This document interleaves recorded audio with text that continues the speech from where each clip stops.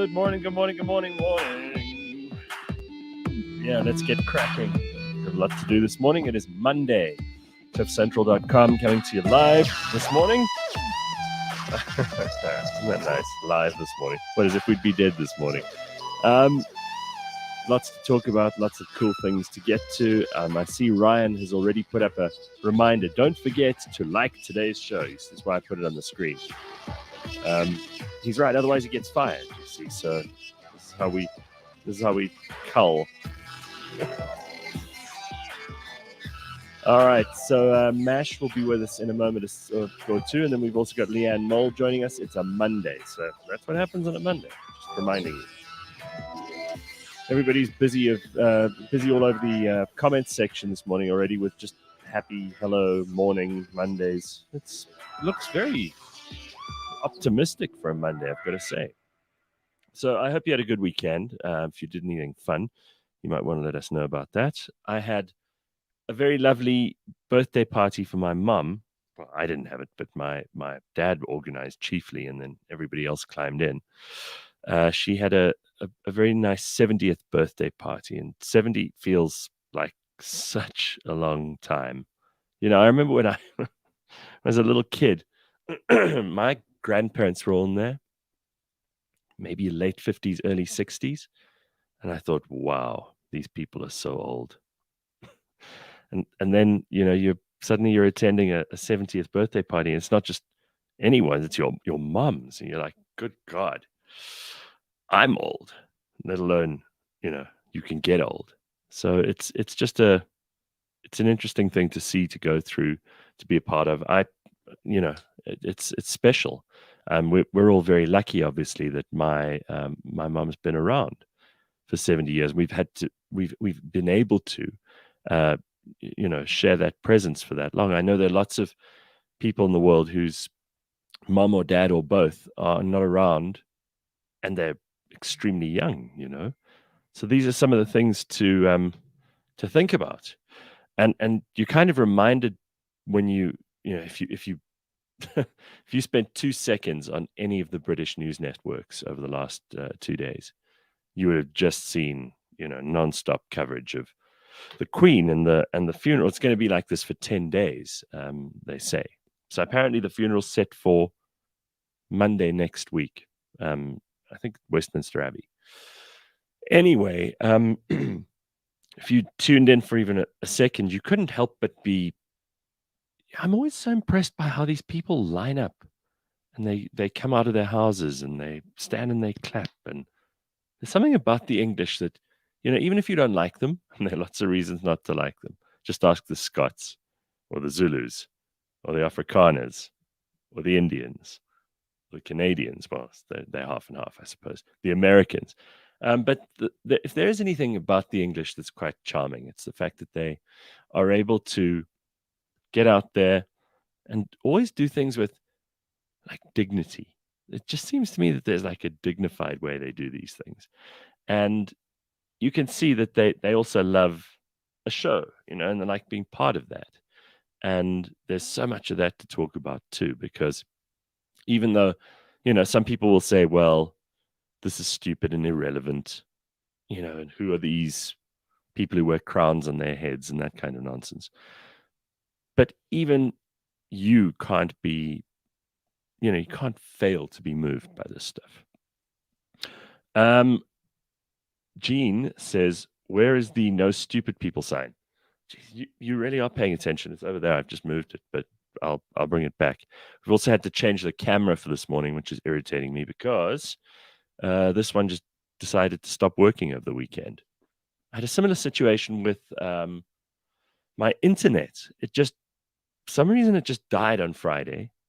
And I thought, I'm not going to be able to do the show today. Oh, no. But luckily, it all came on and started working again yesterday. Otherwise, we wouldn't be here doing this.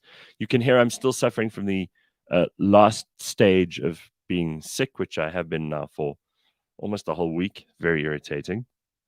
Went for a cortisone injection, which is fun, let me tell you, on Saturday morning. Certainly sorts you out. You can walk. You forget that you're feeling sick. for a little while there. Viasan says, my mom had a zest for life, but she passed at 58. Value the time you have with your parents. So you're absolutely right. G-Star says, the British didn't start slavery, they ended it. The world is a better place because of Great Britain. Fact. That is true. I mean, there are countries in the world today that are still committing slavery. Not whole countries, but the citizens of countries. North Africa, the Arabian world, there's still a lot of that goes on. Places like Yemen. So yeah, there are still countries that are doing this stuff.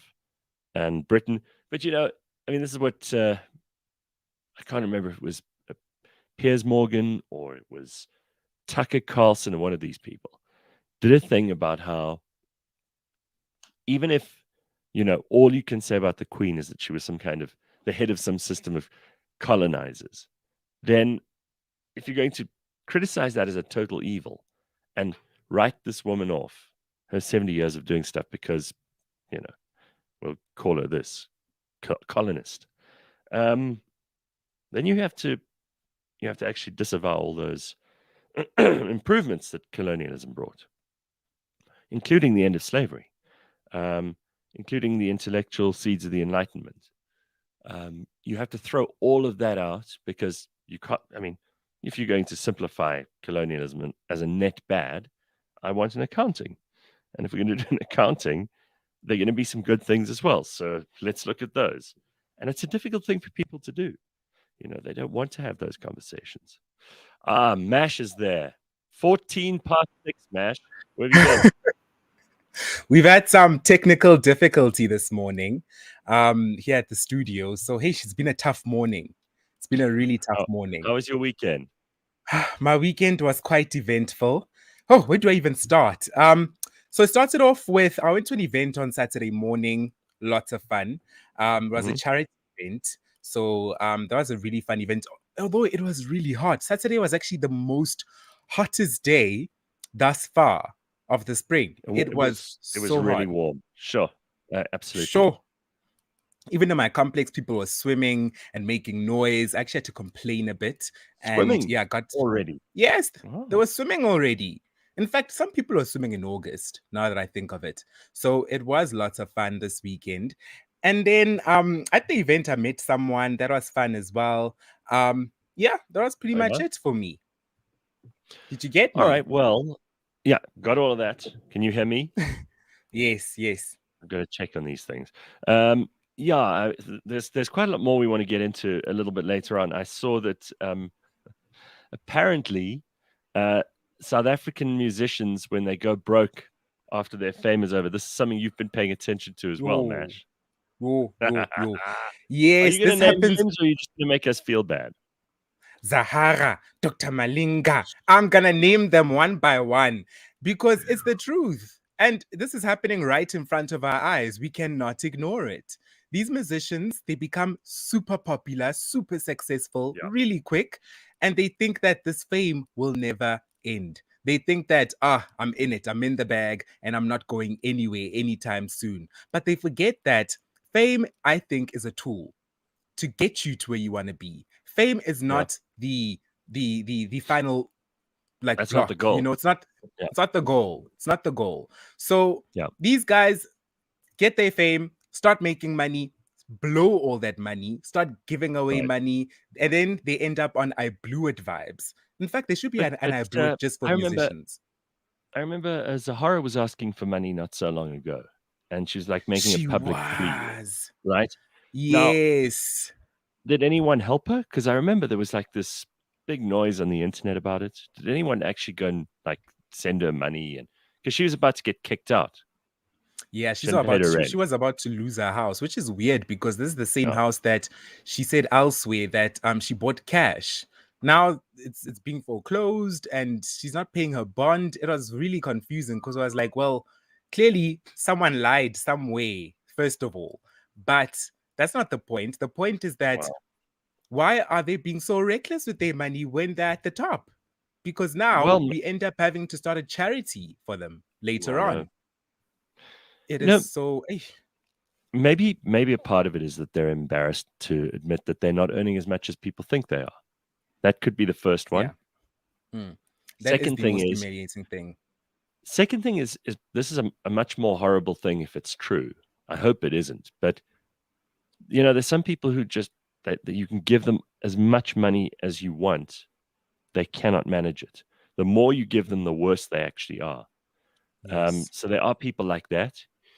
Then there are unfortunate people who've just never learned because no one's ever taken them under their wing, explained to them how things like tax work, you know, Mm. and maybe that's. I'm trying to be sympathetic as well because I don't think it's easy to be performing every night for your life. It's got to be tough. I mean, Yes. especially when you're at the at the very top, there must be a lot of rewards. You know, Mm. you kind of only have to do the minimum. People come because you've got such legacy. They'll spend any amount of money on a ticket, but the musicians in the kind of middle and bottom, they struggle. It's hard. That is the truth. Yeah.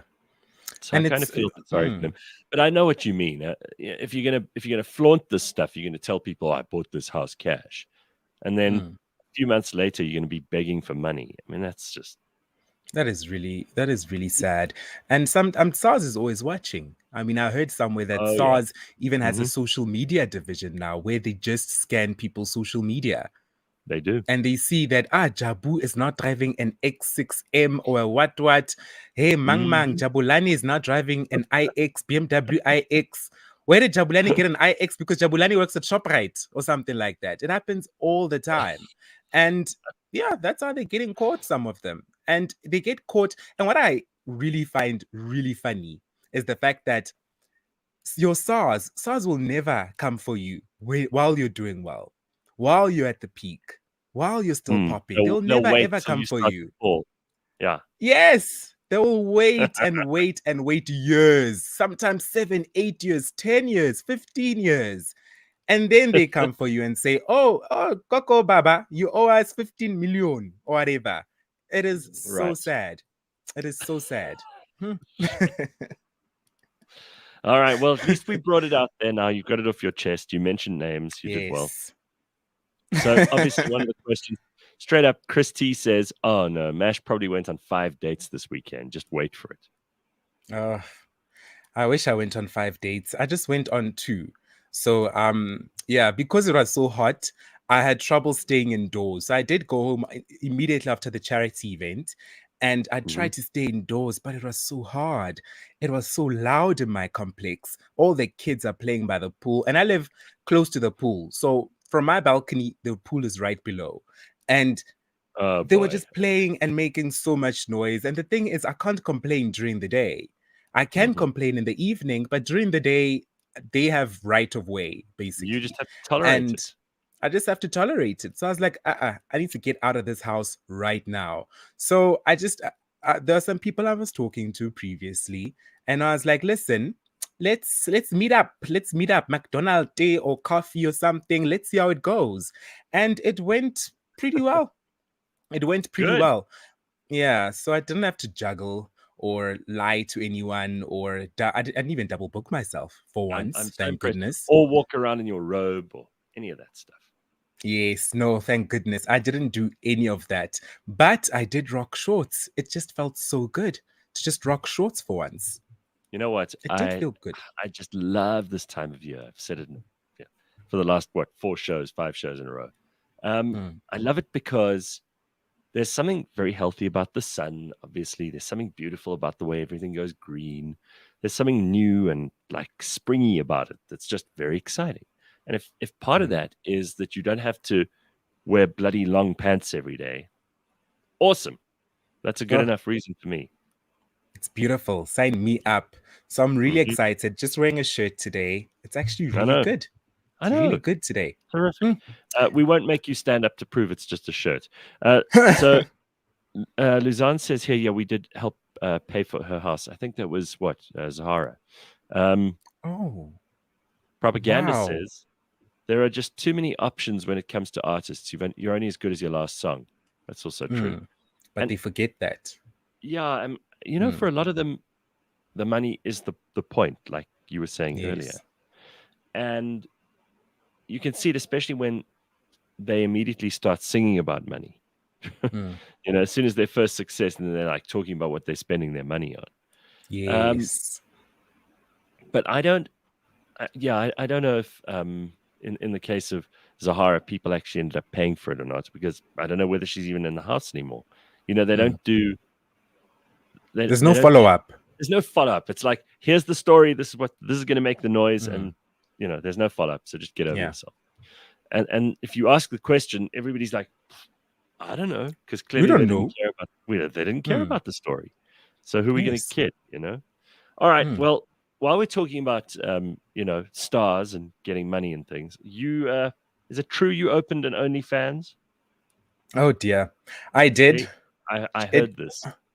And it only lasted a few hours. Didn't even last long. What? So I just opened it. I opened it as a little hobby You're not because I very wanted good to at this. see. Are you too good at it, or you useless? I think I'm a bit too good. I think I was too much of a pro, and they were like, hey, you're too much for this level. Go to the other websites with the X's. But I opened an OnlyFans account, and yeah, I was just, as I said, I was bored this weekend, and it was quite loud. I was really bored. And being indoors during such hot weather kind of messes with your mind a bit. So I decided, you know what? Let me try something different. Let me try something new. Let me open an OnlyFans. And I did. And I set my profile picture immediately after setting the profile and verifying with my ID and all of that, adding my banking details, set my profile picture. You have to give them all of that information. Yes, you need to add all that information so you can get paid. How long did all of this take you? This must have taken you like a whole morning. Not even. It took me like 2 hours. So about 2 hours, and then and then I set my profile picture, and an hour after setting my profile picture, I get an email. Hey, your account is suspended. I'm like, I just made it. I just made it. Yeah, I guess I went in too hard. I went in way too hard. What do you mean? And your profile picture was like outrageous. Hey, it was absolutely outrageous, even for OnlyFans. So they were like, hey, let's stop this boat before. Yeah, they're like, if that's the profile picture, we don't want to know what the hell he gonna post. So they just suspended my account. They got afraid in this. That is incredible. You must be very, very scary with your imagination. If you got banned within hours of joining OnlyFans. I mean, you didn't even get to have a subscriber. Not even one subscriber, unfortunately. But I'm thinking of trying again. But actually, I did try again, first of all. But then my email is linked to the suspended account. So I have to use another email. So I have to create another email, because such things you don't use one of your main emails for. You have to use a burner email.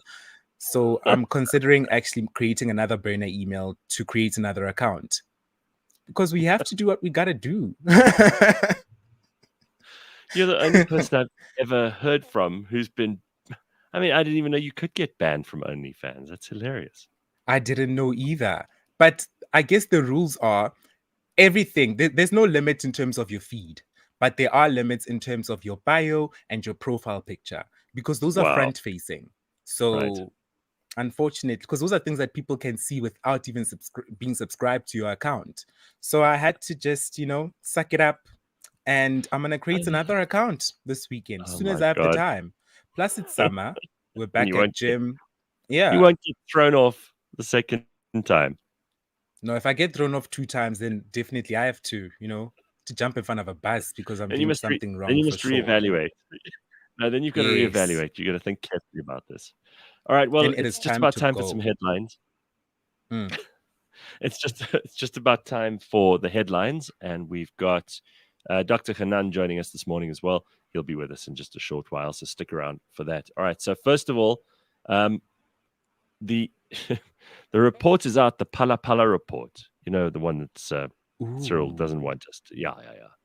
And they have called the president a criminal and a gangster in the report. So we don't know what's going to happen there. Yeah. Sounds no pretty lies hardcore. Detected. Sure. So, I mean, obviously there's some things that need to still be cleared up here, but this is a News 24 story, so I 50% believe it's true. Then they've given us a timeline of all the things that will happen when they bury the Queen. I'm not going to go through them. So she's not buried yet? Are you kidding, Mash? They're going to bury her not today's Monday, next Monday. There's a Why lot that has next to happen. Monday? Oh my God. There's like 10 days of stuff that's happening. You think black people make a fuss at a funeral? Wait till you see the royal family. Wow, I thought black people make fuss of a funeral because we'll be there peeling carrots the whole week. We have to feed people, all the damn grannies who want tea the whole time. It's a show. This is going to be a big show. So they're taking 10 days to do it. Yeah. So I'm not going to go through the list now, but we'll get to it. And then it's getting difficult to say this too, but King Charles, right? Because we don't say that's his name now. He's King Charles. King Charles III told Harry that Meghan was not welcome at the Queen's bedside. Dun, dun, dun. Do you care about this? Oh, jeez. I don't really, but it's very juicy. I love drama. Okay. All right. So I hope it's juicy enough. But here's the story. Let me give it to you. It's from this is from EWN.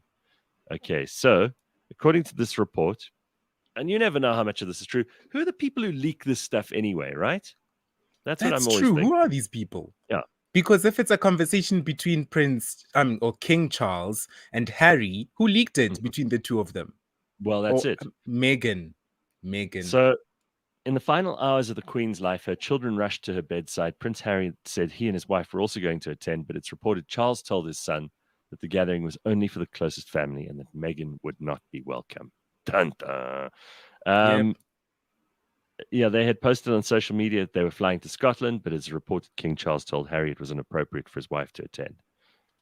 In the final hours, without consulting the rest of the family, Prince Harry said he and his wife were not going to attend, but it is reported that Charles told his son the gathering was only for the closest family and that Meghan would not be welcome. Gareth, I promise you. The same line over and over again. You think it was Meghan? Meghan leaked it. If I'm not welcome anyway, I'm telling everybody. I'm telling everyone I know. And I'm tweeting that. If I'm not welcome anyway. I suppose you make sense when you explain that she's the one, but she's also such an attention seeker, right? Like if this happened, she'd be furious. Yeah. Remember, she loves a pity party. She loves being the victor in every story. Yes. And in this story, she looks like the good guy. Yeah. Charles looks like the bad guy. Right. Yeah. So I do actually believe that she leaked this. Yeah. The arrangements. I believe she leaked it. It says here at the end of the story, the arrangements highlight the tense family ties which bind Prince Harry to the rest of the family following a controversial interview he and his wife Meghan have conducted with journalists in the US where they're now based. Oh, they didn't mention that it was Oprah. That's quite influential. Geez. It's worth mentioning Oprah. Always. Anyway, 2 people were rushed to hospital after a fire at a place called Presley's. Now, let's just find out where this is. This is somewhere in Gauteng, apparently, according to the story. Yeah, Presley's. I know there used to be one in Pretoria. We used to kind of joke about it. Like, I don't know. It's like a club. This is in Boksburg. Presley's nightclub in Boksburg. You said, what's that, Nash? 2 people have been rushed to hospital after a fire broke out on Saturday night. Ekurhuleni Emergency Services worked at the scene overnight trying to extinguish the raging blaze. However, the building was razed to the ground. Reports said that the cause of the fire started in the club thatched roof. However, investigations cannot start until firefighting operations are complete. Okay. Ever been to Presley's in Boksburg? It has a thatched roof. Yeah. No, I'm not going there to begin with. But either way, that is very unfortunate. Yeah, we don't go to places with thatched roofs. But that's very unfortunate. And I hope those people get well and get the medical attention they need. Not great. Jeez. Imagine you go out for a night of like fun. You're going to go and dance, drink, and be with your friends, and then the place burns down. The whole place. And it's thatched roof. It's literally just like you're in like a... It's like you're in a fire waiting to happen. You have to get out of there quickly. Oh, Gee, jeez. those thatched roofs can burn, man. Mm. The All right, roof is but on let's. fire. Mm. No, not good. Ish, Okay, so no. let's look at this quickly. This is interesting. Cape Town residents have been warned of scammers posing as electricity officials to gain access to people's homes. So, What? yeah, the city's warning residents to be extra vigilant. There are scammers who are posing as Eskom or electricity officials, and they come in, they gain access to your home, and then they can, take whatever they want. So they can lock you in one of the bathrooms or worse. So you got to watch this stuff. You don't just let people into your house because they say they're from the electric. You know, Mm. Mm. Absolutely. It reminds me of there was another scam. Remember the agency that counts people? I forgot what they're called. That Stats counts. SA, Statistics South Africa. Yes, I think it's them. And remember they were doing the count of all the people in Yeah, South the Africa at census. some point. Yeah. Yes, the census. And I remember I was at my aunt's house and some lady was at the gate and she was yelling and yelling at the gate. And I went to the gate to talk to her. My aunt wasn't around. It was like on a Friday afternoon. And Mhm. then she tells me that, yeah, I'm from census. We're here to count you guys, blah, blah, blah. And she's like, yeah, can I come in? It's so hot out. I'm like, no. They always go like this. They always like trying to like get in, and they want to Mm, see what's going on in the background. sure. I was like, no, Can I? you Hi, can can't. I come in? You know. Yes. And I was like, no, you can't, but you can ask your questions here at the gate. And it was quite a long set of questions. I think it was like 40 questions she asked me. And every question had a follow-up and a follow-up. And it took about 35 to 40 minutes just Hmm. standing out there in the sun. But either way, I was like, I'd rather stand out in the sun than let this complete stranger into this house. Well, Much rather. I was never counted in the census. So Nobody they never counted. came to your gate. Nope. That is so I cool. remember I sort of said, yeah, I'd quite like not to be counted. I don't want the government having more information about me than they already have. Yeah. But I hadn't really made a decision. I wasn't going to evade them or like pretend I wasn't home. But obviously, when they Mm. came to my house, and they might have done it more than once, I wasn't here. So, you Oh, know, yes. they never counted me. Oh, Should I living. feel left out for that? No, you shouldn't actually. You should feel quite lucky Hmm. because you have 40 minutes of your life not wasted. So, Exactly. so you've won. Yeah. No, 100%. All Yeah. right, so we can get to Dr. Hanan in just a short while. We're not unpacking any of your issues this morning, Matt. Are we, Mash? None of your stuff. No, I don't have issues that I know of. Well, no, I don't think you do. It's other people. You create issues for other people. Let's just put it that. We'll get to Happiness, who we actually got a voice note from just the other day in Australia. And we'll get some info on what Happiness wants to talk to Dr. Hanan about. It's really interesting. And you can hear it in her own words. That's all coming up in a short while. We've also, because it's Monday morning, got Leanne Mole joining us. And we've got TJ Strydom, who is a business author who's written an amazing book called Koos Bekker's Billions. Got to get that right. It's not like he's just a millionaire. Kris Bekker's Billions, second non-fiction title from him. And we'll talk to him about the book and about Kris Bekker and his fascinating life. I mean, he's one of the richest South Africans. And there's still lots of people who don't even know who he is. Amazing. Yeah. Very, very clever businessman. He's now largely retired, but easily one of the smartest people in South Africa and has an incredible legacy that he leaves in business. So it was only about time that someone wrote a book about him. And that is what TJ Strydom has written. We'll be talking to him a bit later on. Apparently, this is interesting. Ryan says they also want to ask how many TVs you have to see if there's a TV license. Don't let them in. Is that true, Ryan? That the census people also were making people pay their TV licenses? I don't Oh, think wait, so. they did ask about that. Did Sorry, I they? forgot. Did they? Yeah, hence the questionnaire was about 40 minutes. They asked, hence I said they had so many follow-ups. So for every answer, Yeah. they had like 5 or 6 follow-ups. They'd ask you, do you have a TV? Yes. How many? If you say 2, they're going to ask you like 10 questions about every single TV. Oh It my is God. ridiculous. If you have a girl child, and not a boy child. They ask you even about the child's menstrual cycle. It is ridiculous. Jesus. They ask you so many ridiculous questions. It's a joke. It's a joke. I'm so pleased I wasn't asked. Oh. Yeah, here, Carl says, thank goodness you waited for Sia to leave before introducing Dr. Hanan. Every week would have been about him. Ah, that's mean. Horrible and mean. Lucky says, mash and lies. Same WhatsApp group. Haibo, That's what nice. lies? Yeah, what lies? What lies beneath? Here's not lies, but Lee Ass. Hello, Lee Ass. No lies. Hi. What, have you just come out of load shedding? Yes. The bane of our Leanne. lives again. I know Well, someone Oh who my just got goodness. solar power, and they were extra smug this week. Oh yeah, that's the Ooh. new smugness. That's when you know Yeah. someone is like, yeah. Used to be, oh, what Means do you everything. drive? Or, where do you live? Or what job do you have? Or any. Now it's like, oh, you've got solar. Oh, Jesus. Living your best life. Right, Yeah. right, exactly. Yeah. All right. Here's an interesting one. Claire says, since we put a rubber snake in the window, we have very few people knocking on our door. That's a good That's one. very smart. So that'll stop what? That'll stop the census people. That'll stop the Jehovah's Witnesses. Mm. It'll stop people who come from charities to ask you for money. Mm.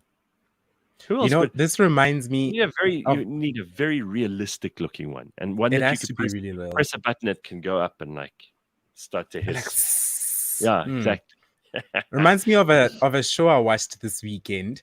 I actually forgot the name of it, but I'm sure you guys saw it as well on Netflix. It's a show about some strange girl who's actually taken in by some family. She's found in the middle of nowhere and she's taken in by some family.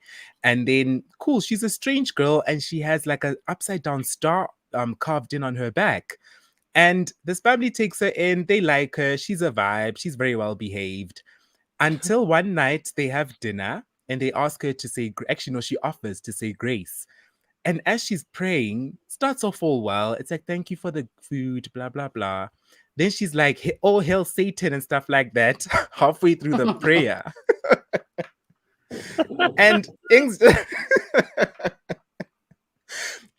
just took a turn. Is this a movie? What is this called? It's a series, which the name of I can't recall at the moment. I'm actually checking right now. I'm still watching it. It's really good. Is it a comedy? No, it's not a comedy. It's more like a... Sounds like a horror. Yeah. Devil in Ohio. Devil in Oh my Ohio. God. All right. It's really good. You guys should check that out. Well, I didn't watch anything this weekend. I don't think I was in front of the TV for 5 minutes. No, I was. No, I did watch a bit of the whole royal funeral thing. You can't not. I mean, it's like you look, because you also know it's historic, right? You know there's something going on there that you should be paying attention to because this doesn't happen so often. Yes. So that's part of it. But I'm not the kind of person who once these news networks start repeating, because they do. They start showing the same footage and start going over the same stuff, then I'm out. You can't watch for longer than that. You can't. No. Anyway, what did you do this weekend, ass? Yeah, quite a bit of Queen stuff. Also, a lot of my clients are in the UK. Oh yeah. And so we had to be extra careful about what we said to them. You can't say I'm so sorry you've lost your queen. They might have not been royalists at all. Yeah, exactly. And especially, and then when it comes to putting stuff on their social media pages, some of them wanted to go dark, so black profile picture, no posts. Some wanted our beloved queen, our royal sovereign, cherished sovereign, marking her birth year and death year.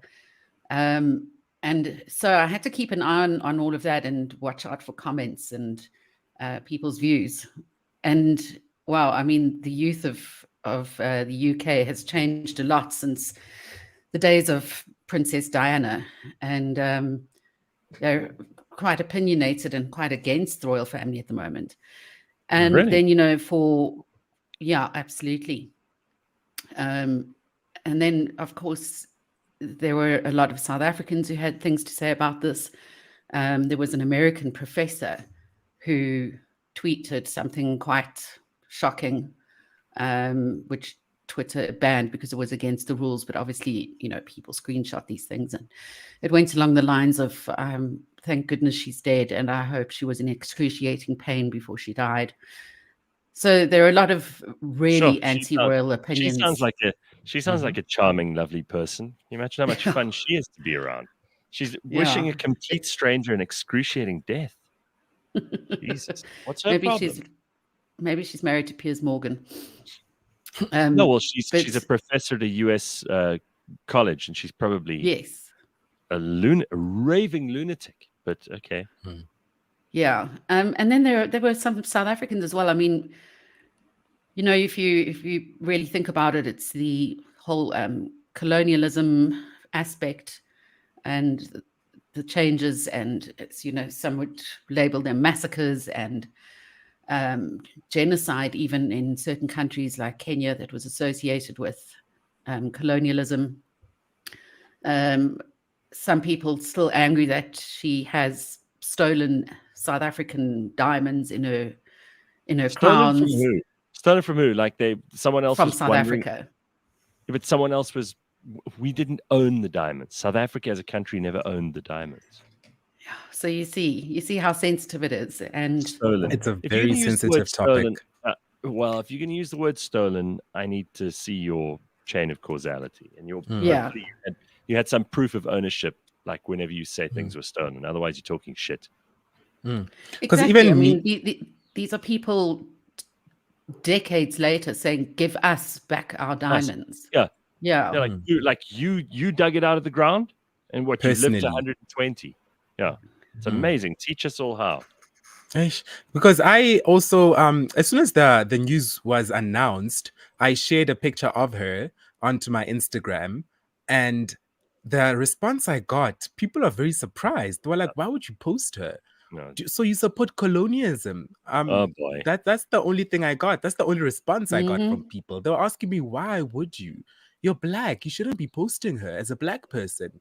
And I didn't know how to react to that.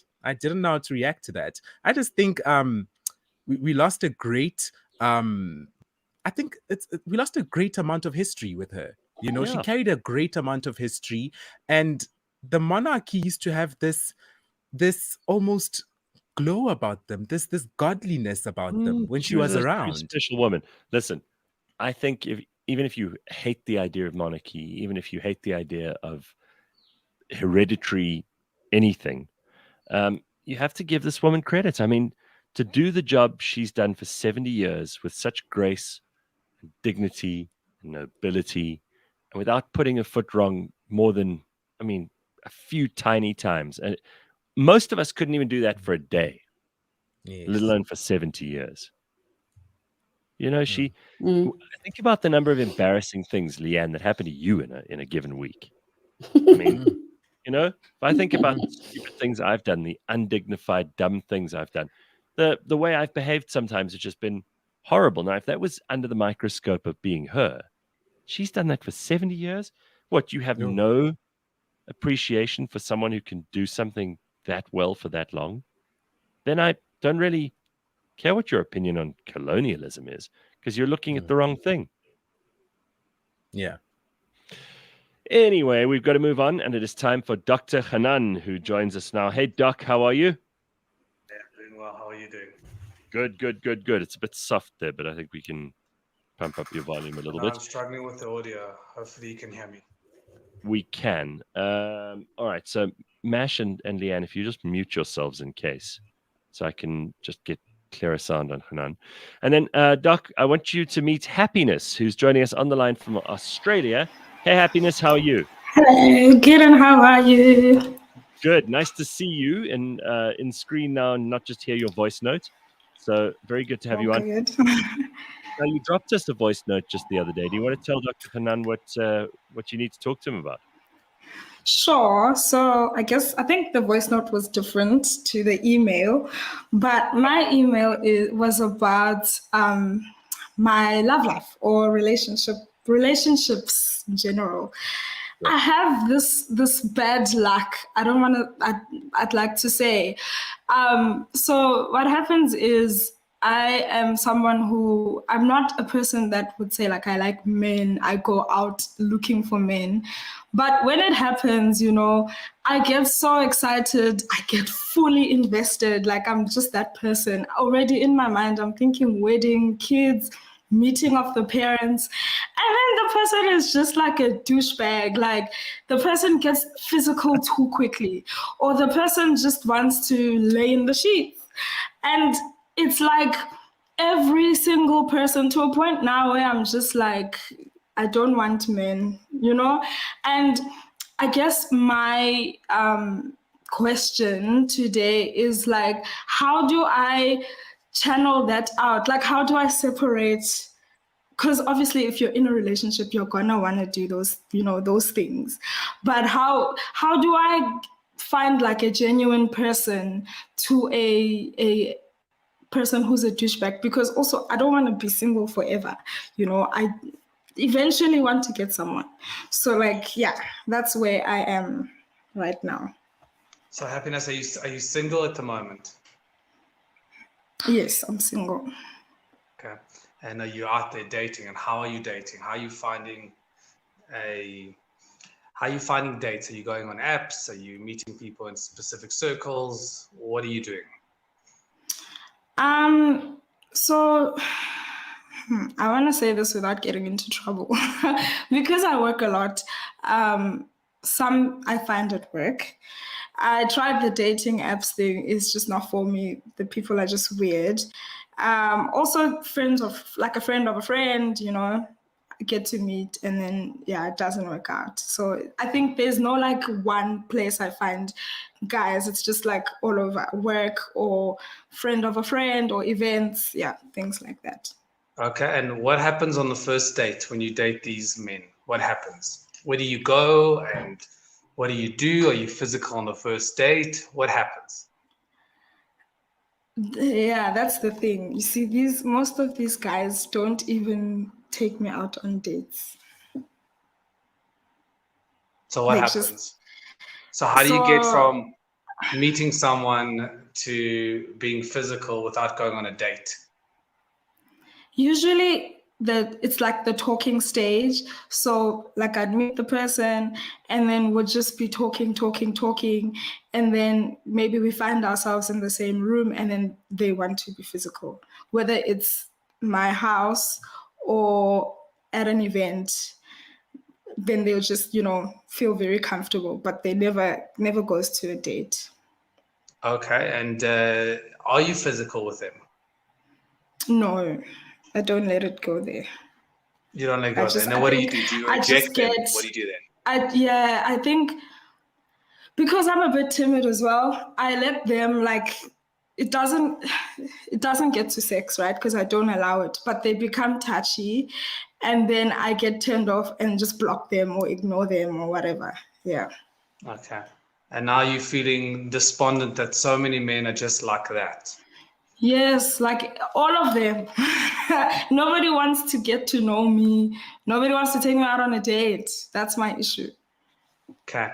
And tell me, Happiness, what is it that you want? What do you want out of a relationship?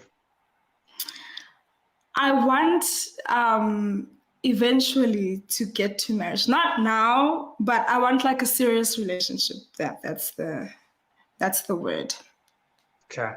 So I'll tell you the number one mistake that I see amongst women, especially somebody in your position that wants a long-term relationship. They want to get to know somebody and find a companion. The problem is that you know what you want, but you're not communicating that and setting boundaries effectively. Because the truth is you need to learn to interview the person, because the number one mistake that couples make, or at least when they start dating, is they don't actually assess each other's value systems. So you want a long-term companion and that's what you're looking to date for, how do you know that's what he's looking for? Okay. Have you asked? I think so. I'll give you an example with the last one. So this one, I was like, I'm gonna set the boundaries. I'm not gonna allow it to get there, And when we were communicating, I communicated it, not knowing that I'm actually giving him ammunition to kind of manipulate me. So what I did was I told him, this is me. I don't want no sleepovers. You're not coming to my house and whatnot. So then he found a way to get physical somewhere else. And also he kind of told me like, I don't have the capacity right now to be in a serious relationship, whatnot. But then he was doing things that are done by people who are in a serious relationship. And because also me, I won't lie, I'm not completely innocent. I liked him, like I really liked him, and I liked his character and his morale. So I just kind of went with it. But obviously it gets tiring because he's not fully like there, but he's there. I don't know if that makes sense. Right. Okay, so let me give you a method that will help you sift out let's call it the superficial guys to the ones that are looking to give you exactly what you want. The interview process has got to be very different between wanting a companion and interviewing somebody for the long term versus interviewing somebody for the short term. So think about it. If you just wanted to be physical with someone, just for the night, you don't have to know them more than one night, then the interview and the questions of what you ask them in the date, because that's what a date is, it's an interview, is going to be very different compared to if you want somebody that will share, hopefully, the rest of your life with you, right? The quality of the question. Think about it, and I'll give you an analogy of a job. Imagine you hiring somebody for the day versus you hiring somebody to run the company with you for the rest of your life. The interview process is going to be way different between the two. And if you want somebody that will be a companion, you've got to interview them as though they are about to take on that role. Now, there are specifically 8 fundamentals. So watch this podcast again because I want you to make notes of these. There are specifically 8 fundamentals that you have to tick, 8 boxes that you have to tick when you're interviewing somebody for the long term. So we have trust, communication, common shared values, compromise, the need to feel desired, practical contribution, intimacy, and attraction. Those are the 8. And when you interview someone, this is the way I want you to think about it. I want you, obviously, in the first date, you'll go and have fun and you'll enjoy, and certainly you'll set boundaries, no physicality. You'll set boundaries. So, and you enjoy each other. And at the end of the date, I want you to tick those boxes and ask yourself, in each box, I want you to give it a green light, an orange light, or a red light. Red light means it's not there, it will never be there, it's done.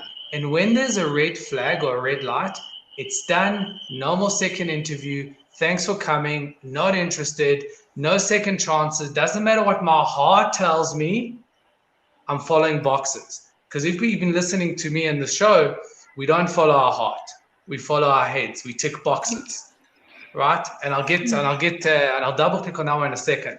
But if it's red, it's done. If it's green, then we're good to continue. If it's orange, and orange means I'm not sure, then you dig in and you go and figure it out. And you ask questions to turn an orange into a red or into a green. A red, by the way, will never turn into an orange, will never turn into a green. But an orange, once you ask the questions, you will quickly figure out whether that particular box is a red or it's a green. If it's a red, it's done. If it's green, you continue. Now, people will say, Hanan, what do you mean you don't fall in love with your heart? Mm-hmm. Your heart's a liar. Your heart's a liar. Our hearts gravitate towards what's familiar, not necessarily what's right. So if you follow your heart, you will naturally keep on repeating familiarity and what is known and what is familiar to you, as opposed to what is right for you for the long term. So I've never had a case where somebody's ticked those 8 boxes that I've mentioned and the heart later on doesn't follow. The heart will always follow, because eventually when the trust is built, when communication is built, intimacy, attraction, when all those elements are built, eventually it becomes familiar and it becomes safe, and your heart is able to open up and connect. I want you to interview the guy, especially, by the way, I would never say this to you if you were interviewing somebody for the short term. For the short term, it doesn't matter. It's all about intimacy and attraction, and it's done. Tick those 2 boxes, we're good to go.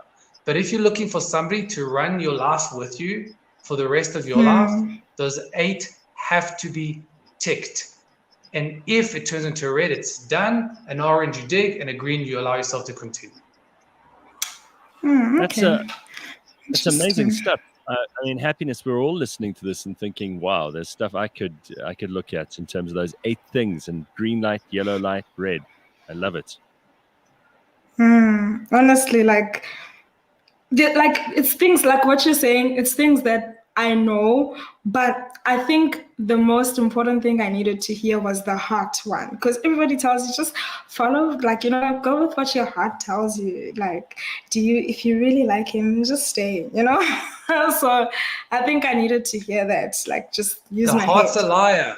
Happiness, the heart's a liar. The heart's it's not facts. People really trust what they feel. Don't trust what you feel. Think about it. How many people trust their heart when they get married? Everybody, right? And now the divorce rate is at 55%. The heart's a liar.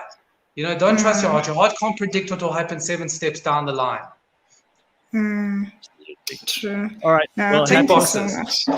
Thank you. I hope that helps you let us know whether things improve or not. Yes, I will do. There's happiness. Good Wow, luck. Doc. Yeah, I've never heard you with those 8 things before, and they all made perfect sense when you line them up, and you kind of have to think about your own answers for each of those. Whether you've been in a relationship, or you're thinking about going into one. And those are just the best things. You have to interview properly. There's so many people out there that are looking to take advantage because we've got options. Tinder, you want 7 dates tonight to just keep on swiping right. It's so easy. And therefore you have to set those boundaries much stronger now. Otherwise you are going to get hurt. Yeah. And it's amazing how, even though we thought that all these apps and the accessibility and the communication networks and social media would have made dating easier and better for people, it's almost like the exact opposite is happening. Intimacy just is not a thing that people can do anymore. Small talk, those kinds of questions you ask on a date, people don't know how to do that. They'll do it fine on the phone, right? But they won't do it in person. We've actually gone backwards. Absolutely. Gareth, the thing is that now that with options, we stop valuing real interactions. Imagine I've got, 55 of these pens. If I lose this one, it doesn't matter.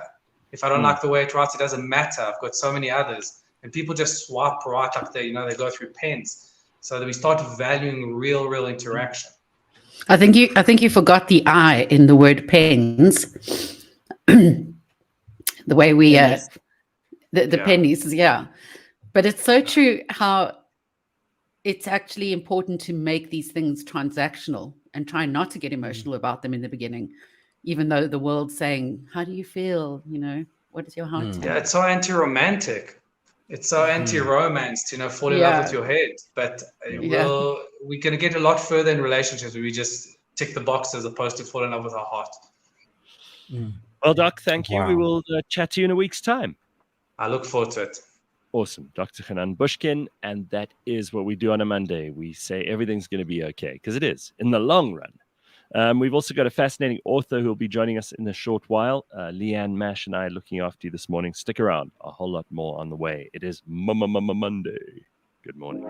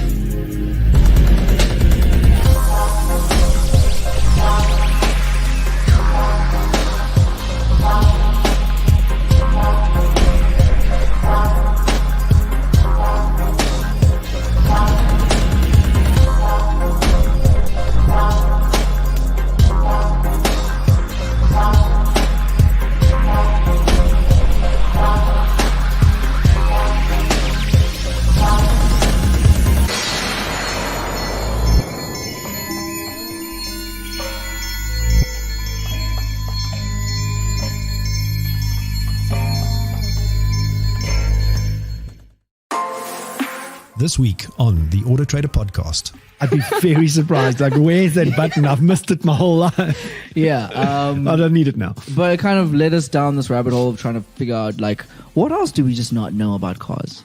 You know, I think there's this, and, you know, first and foremost, most cars are kind of the same, but there's going to be some differences in terms of features and stuff. But what do we not know that's universally kind of across the entire board? Mm-hmm. Yeah. And the first one is, did you know that if you are allergic to pollen or pollutants, the best place you can be is in a car? Catch us every Monday at 9 a.m. on YouTube and on autotrader.co.za. Yep, it is Monday morning, cliffcentral.com, just after 7 o'clock, and Leanne's here, and Mash is here, and we've got lots to get to. Who are you talking to, Mash? Who was in the background there? I wasn't talking to anyone, but I was actually thinking about what Dr. Hanan said. You're not just chatting to someone else in the studio, or are you on your own and you've gone a bit crazy? Yeah, I talk to myself quite a bit when I'm alone. It happens quite often. But I was thinking about what Dr. Hanan said, and I thought to myself, that is true. That is absolutely true. The fact that nowadays it's so easy to get a date, it's so easy to meet someone online, and it's so easy to have options that people don't value any type of connection with anyone. And people take decisions with their hearts and not with their heads. It is so true. And I also want to address, with that said, the people who say I'm always lying when I'm going on all these dates. Well, first of all, I am sorry. I am so sorry if my standards and the level that I want to see myself at in a relationship, yes, in a relationship, is too high for you guys. But it is what it is. It is what it is. You have to filter out all the frogs to get someone decent. Good for you. Yeah, Mash knows what he wants. Don't take nobody. One little mistake and you're out. On to the next one. So I don't mind going on 3-4 dates until I find that right person. I'm looking for a long-term partner, not someone for the weekend, not someone for the week, for a long-term partner. So it is quite a process. It is quite strenuous, and yeah, and I'm willing to do it. I'm willing to go on that journey. So yeah. We had a really interesting conversation on this show a week ago when Leanne was telling us how she felt about that woman who was like busting other people's relationships and, you know, putting them out. Remember, Leanne, you were quite like, you had some very strong opinions on that. And now I'm only just trying to figure this term out myself. So reverse catfishing is what they're talking about. And they're saying people are doing this now on dating apps. Reverse catfishing. So remember, catfishing is generally posting photographs. Look, the severe catfishing is when it's a photograph, not even of yourself, and you develop a relationship with this person online. But the generalized form of catfishing is where you kind of take the best photographs of yourself, or even photoshopped or filtered. You misrepresent and then yourself. the person meets you, and it's a bit of a letdown, you know. Right. And now what people are doing is it's a bit of a trend now, is reverse catfishing. So using their real photographs, but just not like highly glamorous photographs. You know, just maybe even unflattering. That, you know, they don't want to oversell their looks. They want someone to be interested in who they are and attracted to their personality. So some people are finding that works quite well. You know, reverse catfishing. Yeah. I like that.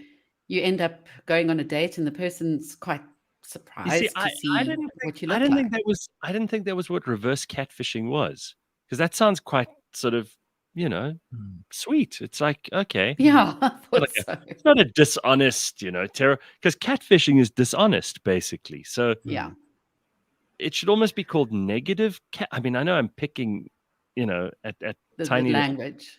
Yeah, but that's still, to me, reverse catfishing is like a horrible thing. It's like catfishing, but even worse. You know, it's like that's where like the victim of the catfishing starts to victimize someone else. It's like you perpetuate. That would almost be like revenge. Yes. Yeah, like catfishing. Right, exactly. So that doesn't make sense to me. I really thought it was much more juicy than that. But you're saying it's just ordinary people posting ordinary pictures. Yeah, absolutely. And there's an ethical question as to whether it's dishonest or not. But all you're doing is downplaying your looks. It's still, the photograph is still you. And then so that's not dishonest. Well, I like that. Some people's glam pictures are a bit like I like that. Rather undersell and over deliver. I'd like that. Yeah. Similar to what someone I follow, she's a celebrity, Doja Cat. Yeah, so her pictures on Instagram, if you saw her pictures, you'd be like, what the hell is going on here? She shaved her whole head. She shaved off her eyebrows. Her pictures are so unflattering. They look absolutely terrible. And when she's on stage, when she's on TV, she looks like a completely different person. So I suppose that's also a form of reverse catfishing.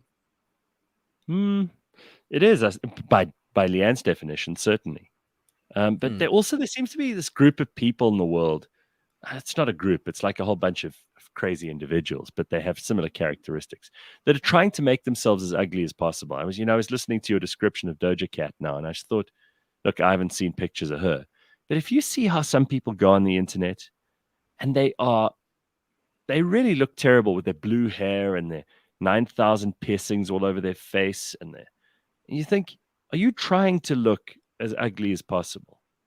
Reverse catfishing notwithstanding. Some of these people already have a following or whatever, but they just look like they've tried to, they've shaved the one side of their head and the other side's full of tattoos. And there's, I know I sound like an old boring fart here, but it's pretty all is down still, to taste, really. But pretty is still pretty, and pretty will always be by whose standards?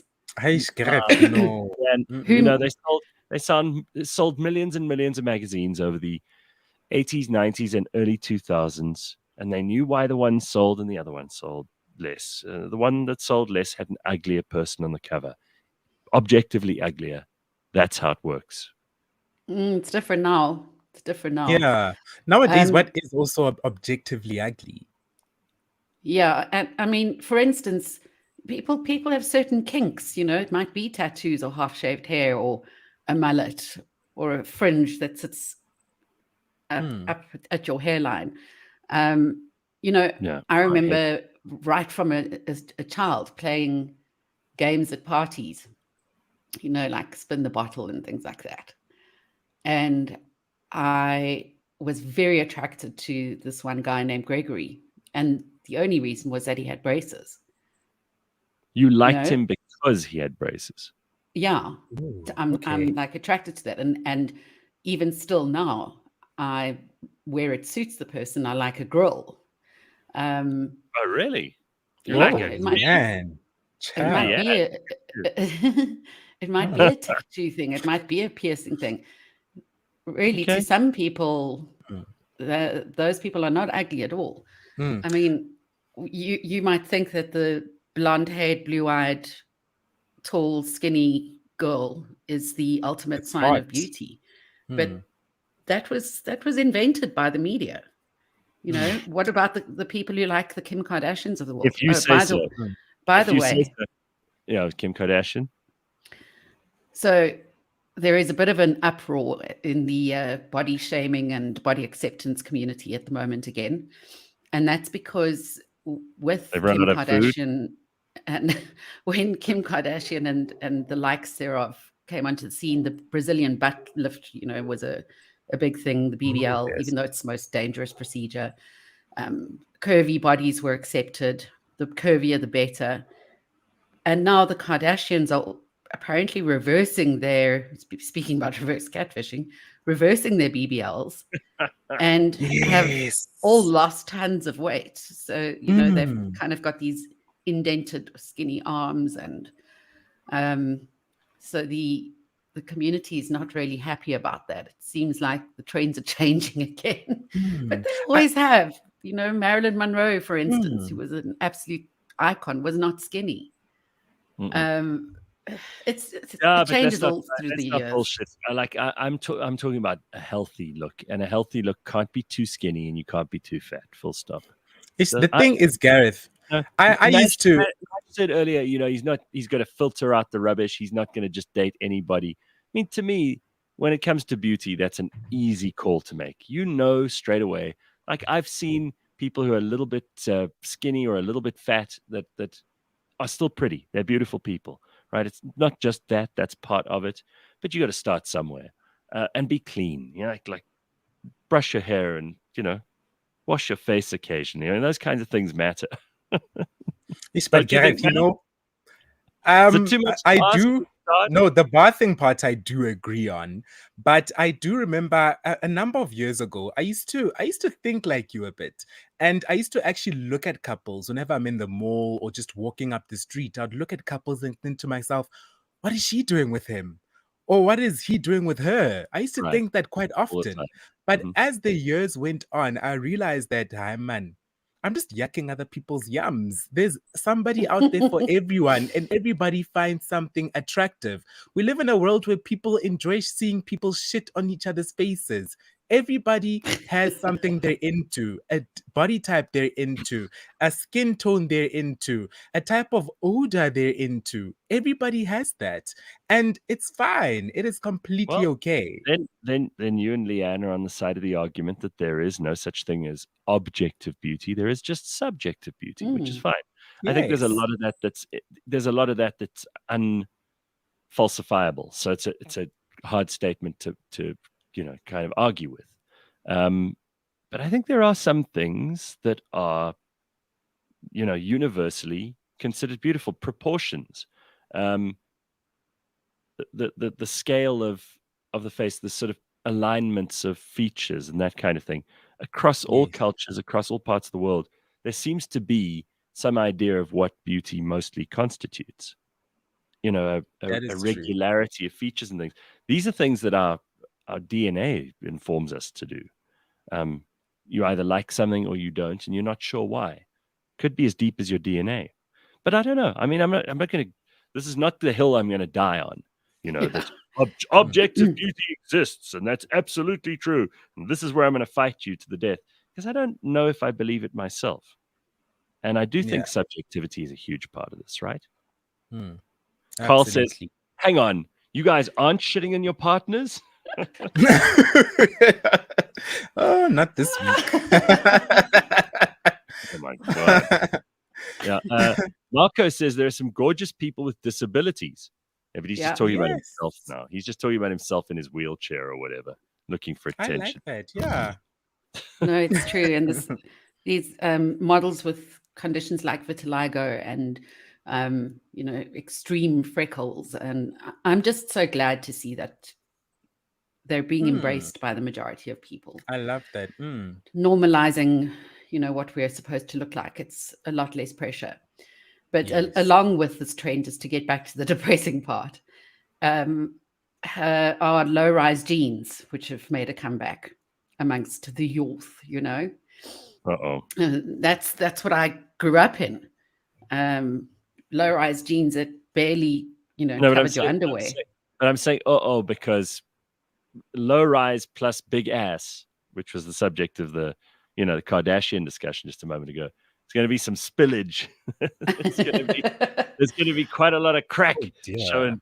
There's going to be a lot of crack showing with that ass, especially if they're low-rise jeans, right? A lot of muffin topping. So yeah, I don't know. Somebody in the fashion industry, in the media, is trying to make all these things come back again. These like heroin, skinny type Kate Moss looking girls with low-rise jeans.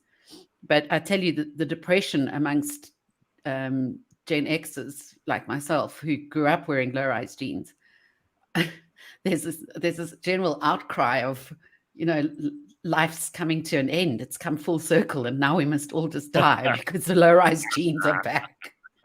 I watched a video that one girl had made of a pair of low-rise jeans entering her living space. Like she was sitting doing work, and these low-rise jeans come in and sneak themselves out of a bag and start strangling her and haunting her at night and standing over her bed.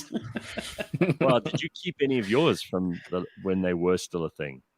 No, definitely not. Oh, I mean, let's be honest, those are probably the most changed item Yeah. of clothing when it comes to fashion. The most Jeez. fluid. Yeah. Wow. Yes. If you Jeez. kept some of them, they would be collector's items now. Well, that's the thing. I mean, but didn't we all hear our mothers saying as girls growing up, oh, I used to have that exact belt. I wish I'd have kept it because it would have been like proper vintage and you could have worn it. And it's so funny how as a young person, you think that you're breaking trends and it's something new, but you're just repeating what everyone else has done. Not at before all. you. Same Yeah, with And I music. remember Go ahead, Matt. I used to actually have a pair of low-rise jeans. I know. It's insane. So my mother bought me a pair of jeans, and she thought they'd suit me. She just bought me a pair of jeans while I was in high school. This was years ago, like grade 8, grade 9. I was like 14, 15. She bought me a pair of Years low-rise ago. jeans. Yes. She bought me a pair of low-rise jeans, and I wore these jeans until about grade 10. For about a year and a half, 2 years, I was wearing these jeans to every civies. Every time I'd go to church, I'd wear these jeans. And I did not realize that they weren't men's jeans for 2 years. Until one day, a friend of mine, I'll never forget him, Jason, actually, in high school, grade 10. He's like, Mesh, aren't those... Mesh, how do you pee out of those? Mesh, these jeans. And turns out, yep, I was wearing low-rise jeans. So that's like low-rise women's jeans for about 2 years. But I So- mean, you obviously thought they looked good on you. Otherwise, you would have found another pair or thrown them out or said, yeah. thanks. You know, They looked cute. My ass was popping. I looked really good in them jeans. So I would actually get another pair now. Okay. All right. That's Mash. Mash is single-handedly going to bring it back in South Africa. The low-rise jeans. He's gonna be gender bending. Hey, speaking of which,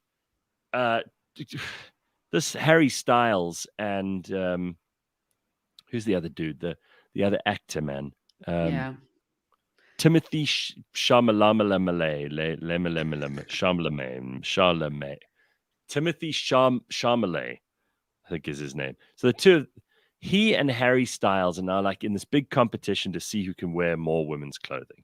And it's I mean, it's supposed to be a thing, but this is not new. People were doing this in the 60s, 70s already. Sorry, guys. Yeah, look at David Bowie. Right, exactly. Yes. You're not the first to do this, and it's not interesting. And also watching you two do it is really boring and stupid. Just got to say. Chalamet. Thank you. Chalamet. I never remember the guy's name. All I know is him from Dune. But he's the toast of Hollywood at the moment, apparently. Everybody just loves him and wants him in their shows. Oh, listen, just quickly, from the sublime to the ridiculous. We were talking about the Kardashians just a second ago, right? They keep coming up, even if you can avoid. It's like when you've got Lebang on and air fryer doesn't come up. It's weird, right? If Lebang doesn't talk about the air fryer, I can subscribe because at least she taught us to make it useful. Or was that you, Leanne? So the Kardashians came up, and you've got the story now. Is it true that Kris Jenner has finally been outed as having arranged the whole sex tape? Just what we thought. We thought exactly as we thought. There's no way these vacuous idiots couldn't operate under the aegis of the great Kris Jenner. She is the power player. She made it happen. She was willing to basically have her daughter pounded on camera because she knew that'll make the whole family famous and important, right? That's what we're finding out.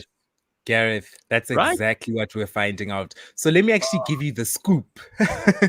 What kind of people are these? Carry on. Kris Jenner was on James Corden's show last week, and she took a lie detector test where she was asked about the sex tape between Ray J and Kim, which was released in 2007. So it's quite old. Long time ago. And basically, they asked her, were you involved in the making or distribution of the sex tape at all? At all. Remember back then, social media was not that big. These are the days of like your MySpace, and either way, they were not that big. So for something to spread like a wildfire like this, especially explicit content, it took a lot. It wasn't as easy. It had to be quite well distributed. So she denied it on the lie detector test. She said, nope, I wasn't involved in this at all.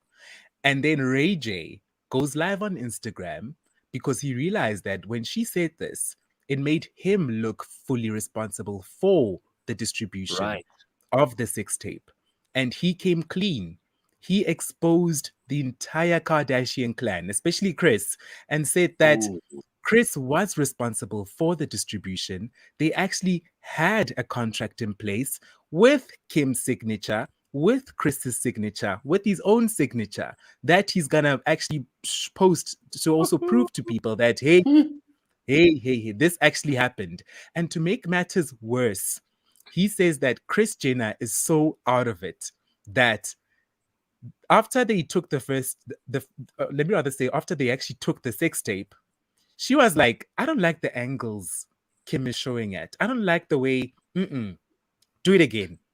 They made another sex tape. She didn't like the angles again. She said, Kim's ass doesn't look as big as it is. Oh, wow. Do it again. They took 3 takes of the sex tape.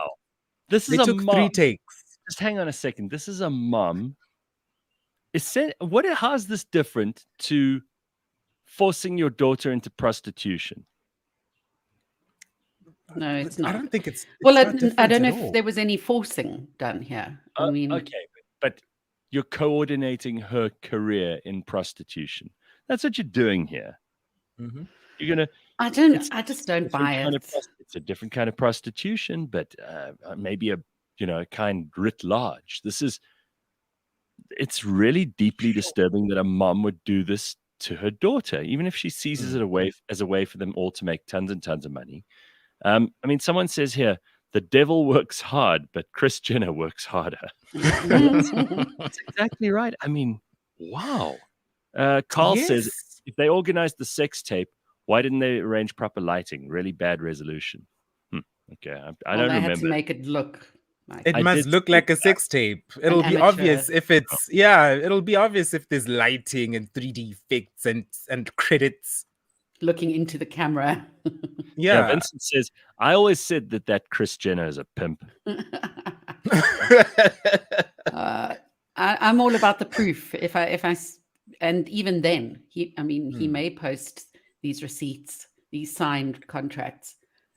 You can make anything up on Word or on any computer Linda program. says, are we really surprised if this is true, especially from them? Yeah, you're probably right. We shouldn't be surprised, but I don't know. I just always think, no matter how bad your life is, you have to force your children to make sex tapes for, to keep you as a family relevant and famous. I just think that's so sad. Ugh. That is really sad. It makes me sad. I mean, I've never been sad about it. Well, third try was the charm. Yeah. I had to get that scene exactly right. But still, what a story. It's just unbelievable. So well done to Ray J, though, for coming clean about it, because he must feel better. Because otherwise he would have been the bad guy, right? Yes. He would have said, oh, he's, taken advantage of Kim, filmed it without her knowing, distributed it. Right.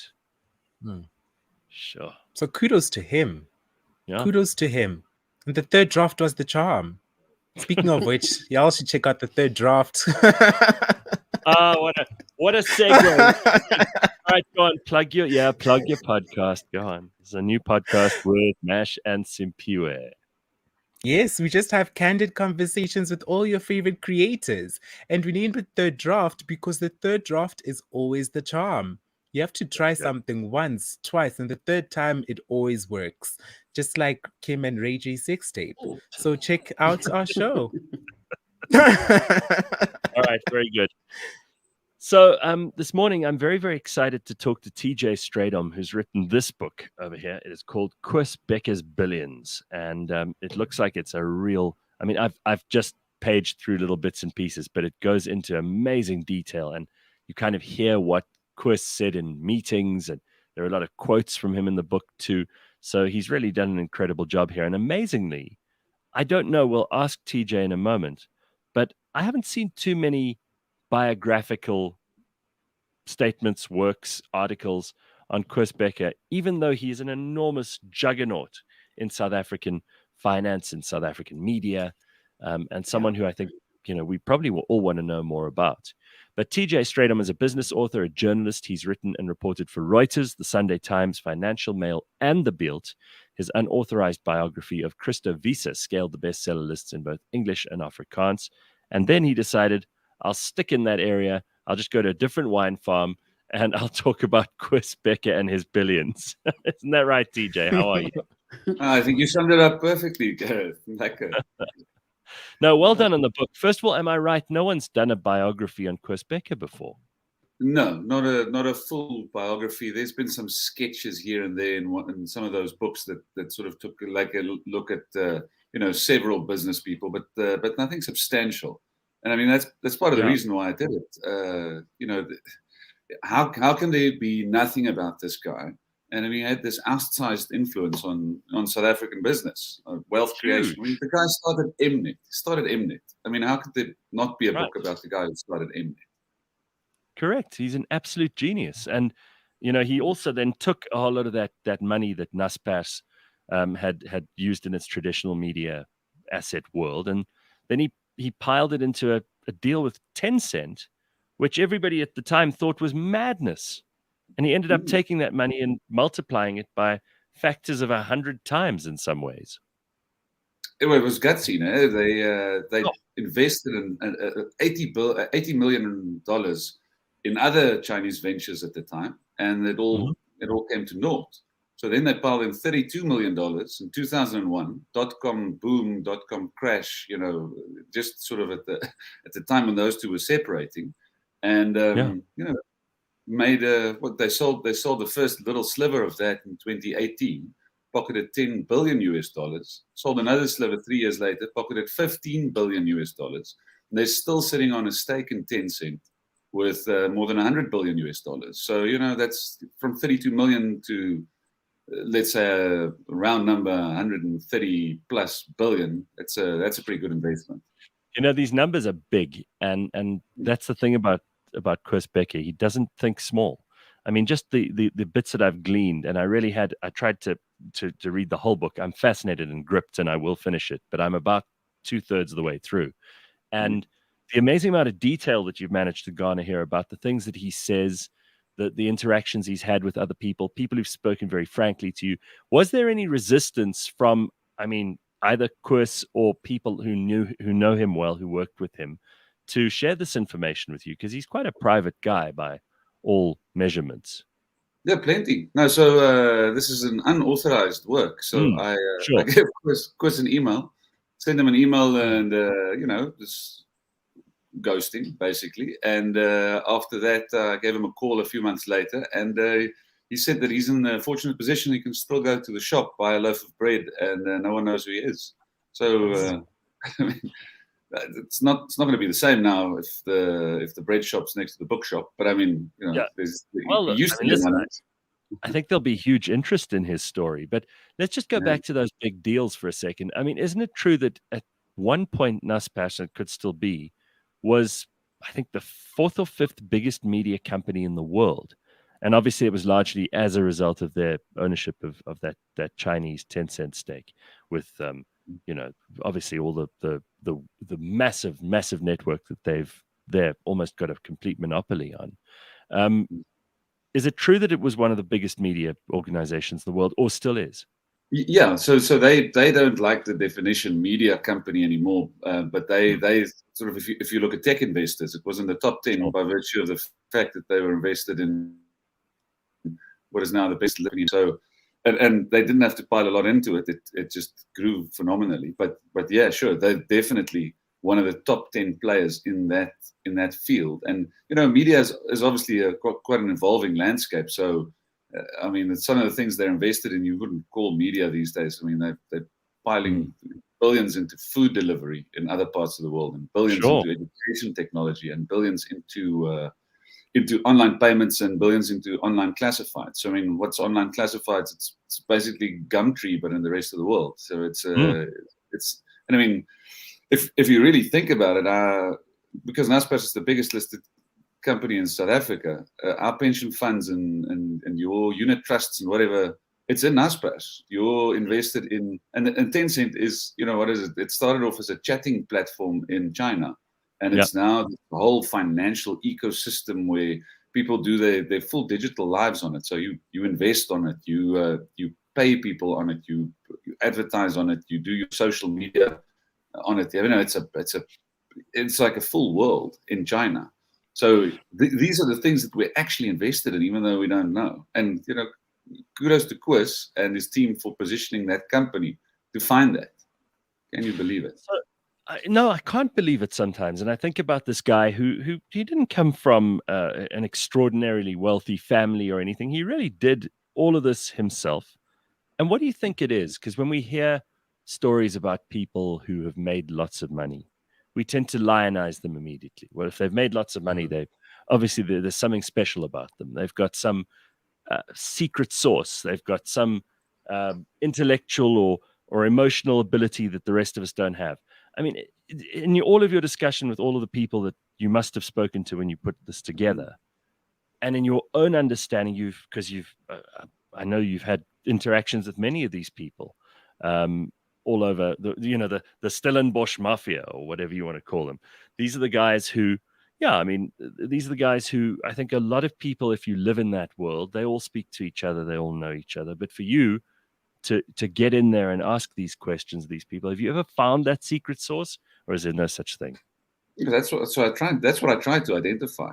So I built this book around 15 lessons, basically, that Koos followed throughout his life. So it's not called a self-help book or an entrepreneurial book. It's a business biography. But the idea is there's these 15 steps that he followed, even though he doesn't say it is that. But I mean, if you read everything that was written about the guy, everything that he wrote throughout his life, if you do dozens and dozens of interviews with people who were close to him, and if you get rejected by dozens and dozens more who were close to him, you start to form a picture. And I identify these 15 things. I mean, and I think therein is the secret sauce. If you want to make billions the way he did, the first thing you have to do is make sure that you get a deal with your employer that pays you like an entrepreneur without having to take all the risk of an entrepreneur. I mean, he struck this amazing deal with Naspers in '97 when he became the CEO, where he said, I don't want a salary, I don't want a medical fund, I don't want a pension fund contribution or anything, just 3% of the value that I add to the company over the 5-year contract. And he's had 3 of those 5-year contracts. It just turned out that the value that they created was about R1 trillion. So 3% of that comes to quite a bit. That comes to a wine farm and some Maseratis for spare change. There's this interesting man in the book too, Ton Vosloo, who was there right at the beginning of their ride together at Naspers. So tell me a bit about him, because he sounds like an interesting guy too. Ton's a fascinating guy. Newspaper journalist all those years. He was one of the guys who made Beeld quite a big power in South African media.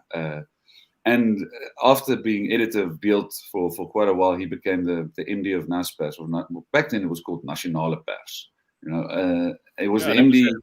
It was a spin-off of it was like the government's communication arm in some ways back in the old days. There's a bit of Nasionale. If there's Nasionale in something, then for sure.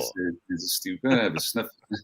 Anyway, right. So he was the MD of Naspers, and we had a book launch the other day in the waterfront, and as a speculator, I invited him to the launch because he didn't want to speak to me on the record. He just referred me to some of his earlier writings, and he pitched up. So he told this story at the book launch. Yeah, I mean, someone asked me a question. I said, no, but we've got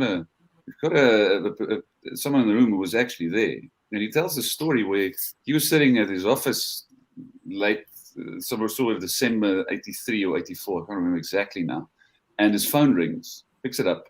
It's a student phoning from New York, telling him that he wants to start a business in South Africa that looks a bit like HBO, box office, first pay TV business in the world, but it's all through cable.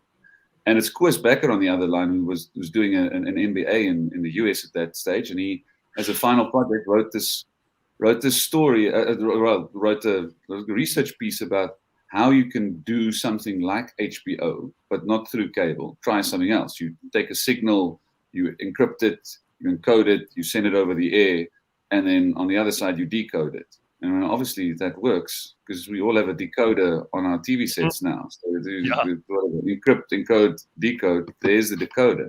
So they, Ton Vosloo said, let's have a conversation. He sent someone to go and look the guy over. Later, they brought him to Cape Town for a presentation, and Koos just wowed them, and they decided to back him with tens of millions of rands, get a whole consortium of press groups together, and that was the start of Mnet in the mid '80s. They got a broadcasting license, and Mnet was initially a bit of a shaky start, but I mean, if you look at it, eventually it was this phenomenon that changed South Africa. For sure. It was the first part, and this is what Ton also says. There's the first time South Africans could see people of different races on the same TV screen. It's just bizarre. They were there as presenters together, whereas the SABC was towing the National Party line and doing that. So it was this breath of fresh air behind a paywall, but still a breath of fresh air. You see, people don't understand. We didn't have free TV in those days. There was SABC, and that was it. And and each of I remember we could get BOP TV sometimes. You had to just fiddle with the aerial a little bit, but that was horrible. That was run by the Bophuthatswana government, and they were the only ones who really turned it into a proper, powerhouse. They had advertisers, they made money, but really Mnet was the first channel that was subscribers. Like, we'll subscribe, we'll pay, and if you don't pay, you get open time. Like there was a window where they would show off the rest 5 to 7, wasn't it? This is what you're missing, and that was such a clever way of getting people to then subscribe. And that's obviously where out of Mnet comes all the other channels and DSTV and multi-choice and all the rest of it too. But that was really Koos's brainchild. No, absolutely. And later on, they used Mnet, or this pay TV business, as a clever cash cow to generate the money to invest in other things. So, they took big punts on the internet in other parts of the world. So, Koos identified the internet as a thing to invest in, and the Far East, China specifically, as the way to go by the late 90s. And then they started shoveling money that way, and some of it stuck. Koos's famous saying of his is, their strategy for investing in tech is throwing spaghetti at the wall and seeing what sticks. Sure.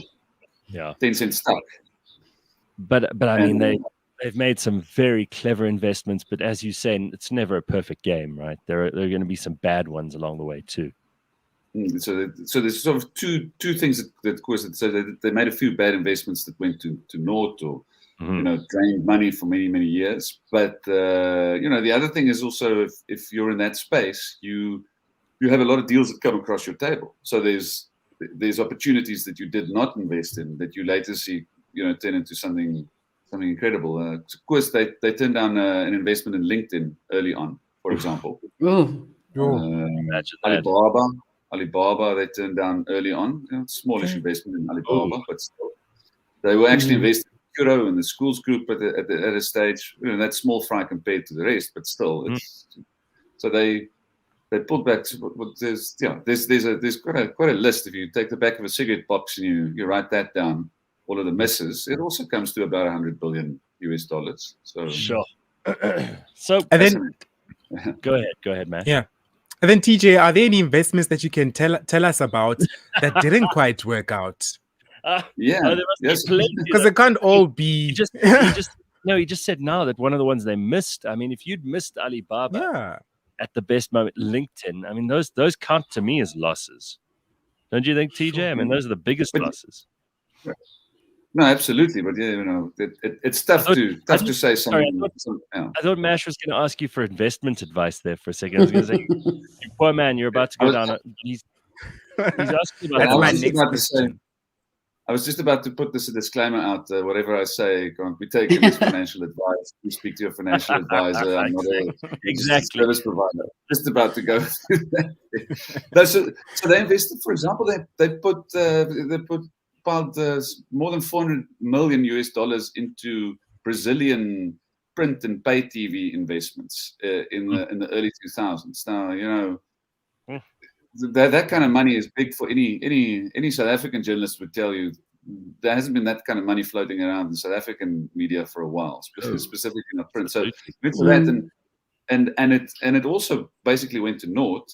But what some of those failed investments did is it opened them up to new markets and got them chatting to regulators there and got them into that, you know, sort of that hotbed of investment. So out of that started that Brazilian venture was sort of the start of getting into food delivery. And you know, Naspers now owns the biggest food delivery business in Brazil. iFood is a world leader in the Latin world when it comes to food delivery. Now, whether that will make profit eventually, you know, parts of their food delivery businesses do make a profit, but you don't know if the whole thing will. I mean, I tend to think usually when people bring me food for not too much more than I would pay going to get it myself, I'm not sure whether that's a great business. It definitely doesn't sound like Mnet where you get a subscription income and your costs stay the same, even though your subscriber numbers go up. So that's a great business. But you know, it's maybe the other way around. What kind of a life does Kris Bekker lead? I mean, you say he goes to the bakery and he can buy bread. You know, nobody recognizes him. He can go to the bakery and buy the bakery if he wants to. But do that too. Wow. But what kind of a life does he lead? Is he mostly in South Africa? Are they? Because you don't see sort of flashy stories of Kris Bekker, you know, on a yacht or buying expensive apartments in New York or London or whatever. No, so driving we a don't we don't No, really I mean, at all. I remember one experience, well, my only experience with Kris Bekker. I was living in Cape Town and my partner knew him. And we were in the basement of a tiny shopping mall doing everyday things. And he was there too, just getting into his car after he'd been to the shopping mall to do something normal. And that and I didn't know who he was. So, when your partner says, hi, how are you doing? Shakes his hand, introduces you. You have no idea what sort of status that person carries. And we got into the car afterwards, after I'd been like twirling my hair and playing with my flip-flops. No, that was Kris Bekker. And he didn't have this big flashy car and a huge entourage and security, and he was just living it normal, you know. Wow. He has some lovely properties around the world, but as far as I know, there's no supercars that I've ever seen him photographed in, for example. But and it also tells you something about a guy. I mean, if you take a photo of yourself in your Ferrari, you're different from a guy who just owns a Ferrari. There's always a little bit of something. And so I've got a chapter in the book called "Publicity is Your Frenemy," and over the decades that he's been in the public eye in effect, he's played it so well that he's not a flashy celebrity. I mean, if you compare him to Elon Musk, it's like two different things completely. But he has lovely properties. There's this he's got this thing in the Cotswolds in the UK called the Newt, which is a very farm luxury place to go to, similar to Babylon's Tour in here, but more of a British vibe. You know, look at it from the outside, it's more like Downton Abbey. And I mean, he, according to rumors at the time, which I couldn't confirm, he outbid Johnny Depp for that place. Johnny Depp was also interested in the same spots. It tells you a little bit of something. And I mean, that's the era when Johnny Depp and Amber Heard would have. So I mean, that the house could have had a very different story. Wow. He's been very clever in playing it. Is he mostly in South Africa or is he mostly in the rest of the world? So that's the part of the question. So from what I gather, I invited him to the launch last week too, and he actually replied then and said no, he's traveling in Europe. The way I have it, he has citizenship somewhere else too, so he's mostly outside. But I think I think most of the high net worth individuals have they're mobile in an international way. So when it comes to they don't really belong to any country. It's more which tax jurisdiction you happen to be visiting. Exactly. Yeah. I mean, don't we all wish that was the case for us? Oh yeah. And CJ, every day. I'm interested to know on moving away from the whole subject of the interview to you and your writing. What is the process for you like on a book like this, where it's kind of needs to be a heavily researched topic? Do you do all of this yourself? How long does it take you? Yeah. Do you get doors shut in your face when you're trying to find out information? Are you focusing only on this book at a time, one thing at a time, or is it integrated with other things? Just those sort of, I'd just like a picture of how difficult it is. Yeah, like I actually always like answering questions about the process, because I think that's sort of interesting about a writer's life is how they do it and what else is going on. So yeah, doors shut in your face. Not so much more the sound a cell phone makes when it's being put down in your ear. It's not a sound. It's just you keep on pitching the interview to someone into the thin air. But no, so so this project took me, let's say 3 years, but it's difficult to say it's a full 3 years because, it was the pandemic. So a lot of the people I wanted to speak to were baby boomers. So it was difficult to get to them before there was a vaccine. It was difficult to do some of the regular things. A wonderful resource in South Africa is some of the archives that the newspapers have. Some of them are run down, but I mean, you have to go there in person and rummage through all of that to do a proper media study to start with. Some of the magazines and the newspapers aren't there anymore, or they're not well classified. It depends on which one of the media houses you talk about. And for that, I then sometimes go for the National Library, and those things were closed in the pandemic, so it took a lot longer. So when I wrote the book about Kris Jenner, that took me let's say about 9 months to a year if you take it all into account. And I think the full-time part of this Kris Bekker book was probably also closer to 9 months, even though it was low intensity for longer periods of time. In between, I do some freelance work for media publications. I do some ghost writing, whatever can do to keep the pot cooking. I mean, but the main passion is this thing, and almost the longer you have, the more things unravel. Even though you're only busy with it, sort of low intensity. Sometimes leads take months and months to come back, or interview requests, or. And the funny thing is, you also learn a lot from people saying no, they don't want to talk to you. So if one person says no, I'm going to give you an interview, and asks you, does Koos know about it? And then when I say he knows, but he doesn't approve, then then it's one person. You think, okay, that's fine. But when it happens 80 times, then you think this is quite a it's amazing. It's a poll of people that have worked with him and what they then think of him, and whether they respect him, whether they fear him. It's more something like that. But yeah, the cash part is interesting because you then now have to sell books and a certain number to make a decent living, and that's always the difficult part, because there's a big lag between you starting the project and finishing it.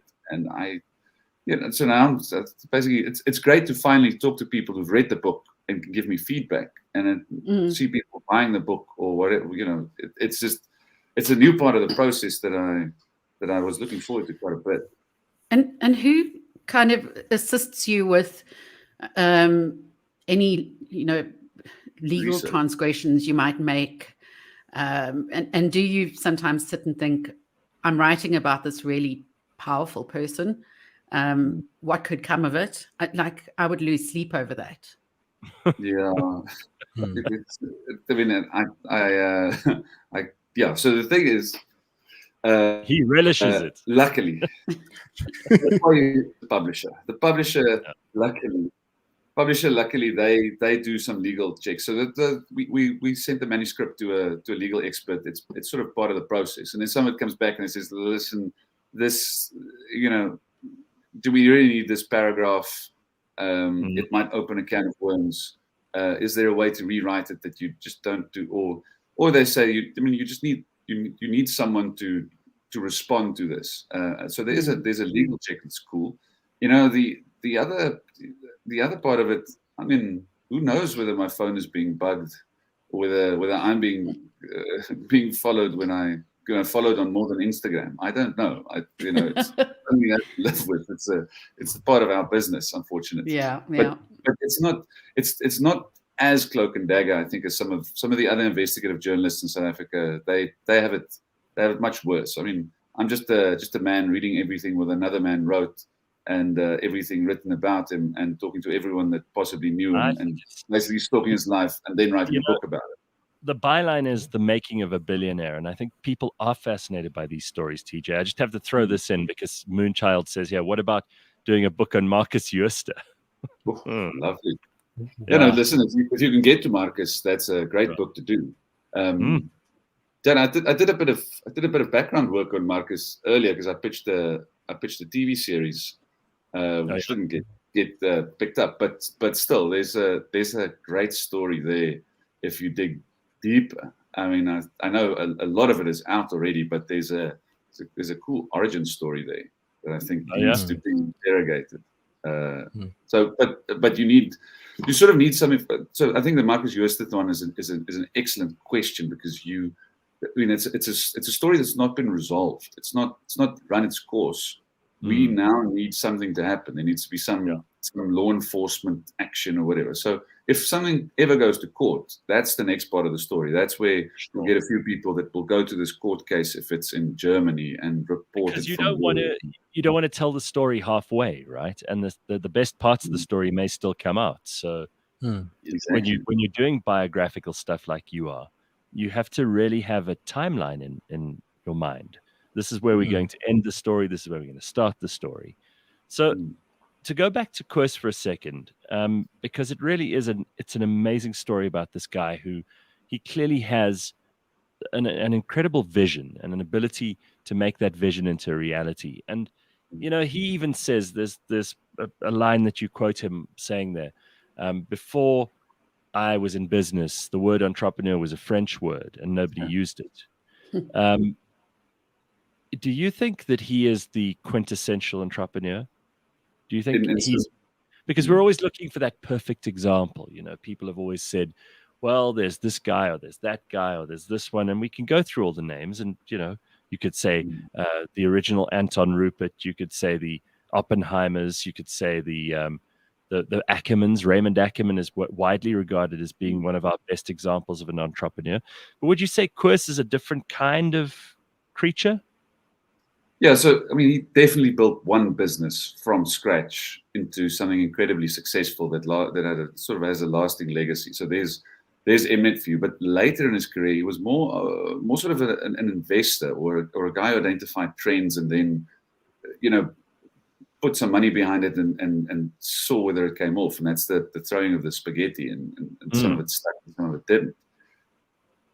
For me, the clue is usually if someone says someone is the insert name, surname here of that industry. So if someone says, oh, this guy is the Kris Bekker of mining, or he's the Kris Bekker of, something else. You're dealing with a top guy. Yeah, and I think Koos is there. I mean, he's got this track record. Other people in South Africa's business community see him as this incredible wealth creator. And they have from relatively early on. When he was 30 odd years old, when he pitched the Mnet idea to these press groups. Wow. So within half a decade, he had this reputation, and that reputation obviously sustained him for decades after, where people would keep on backing him. Now he's the chairman of Naspers, so he's no longer as involved as as management, but he still has a big say because they still have lots of high voting shares in the company, him and some of his long-term business partners.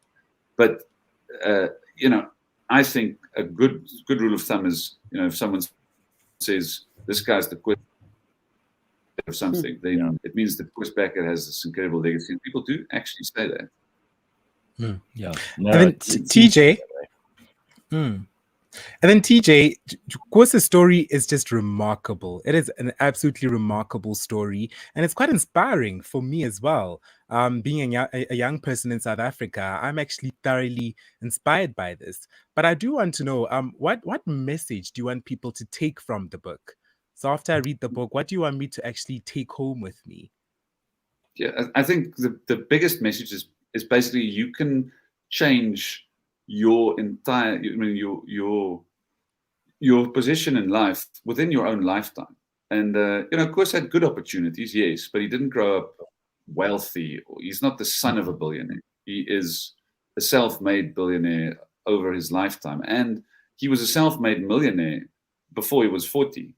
And back then, a million was quite a lot of money. So I think you can through persistence and through applying the right principles, you can definitely get there much sooner than you think. It's not all about winning the lotto. So, in effect, investing in Tencent and getting that incredible windfall from that investment, it was like winning the lotto. But they positioned and they strategically put the company in a place, and himself with that deal with his employer, so that he gets 3% of all of the value that he adds, to benefit to the greatest extent from something like that.